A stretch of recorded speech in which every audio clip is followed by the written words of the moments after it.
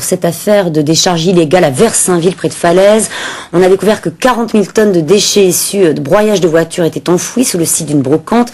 Aujourd'hui, ce sont les associations écologistes qui montent au créneau, bien décidées à amener l'affaire devant la justice. Hélène Jacques et Jean-Michel Guillot.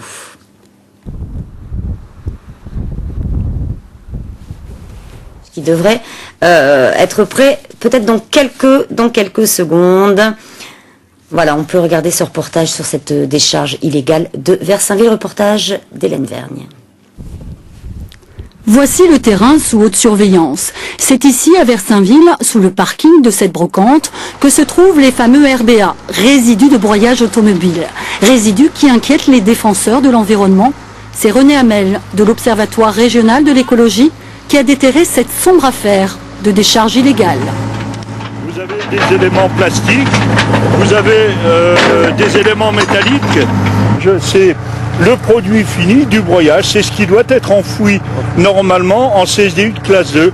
Dans les centres d'enfouissement de classe 2, ces déchets sont contrôlés. Les déverser dans la nature, leur danger est bien réel.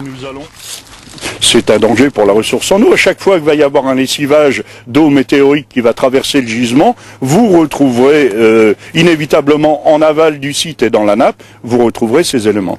Ces éléments qui sont des résidus hydrocarbonés, métaux lourds.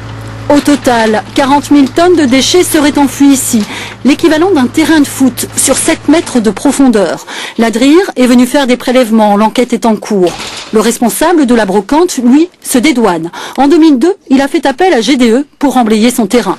Et là encore des pots gravats, 3500 tonnes, bon bah c'est pas sans comptabilité, j'ai payé des impôts dessus, moi maintenant ce sera à la justice de voir si c'est pollué ou pas. Hein.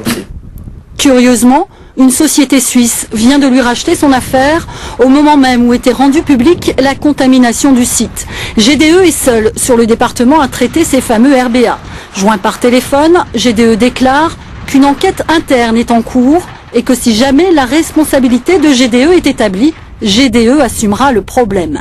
L'association des riverains suit depuis des années à Rocancourt les incidents au quotidien.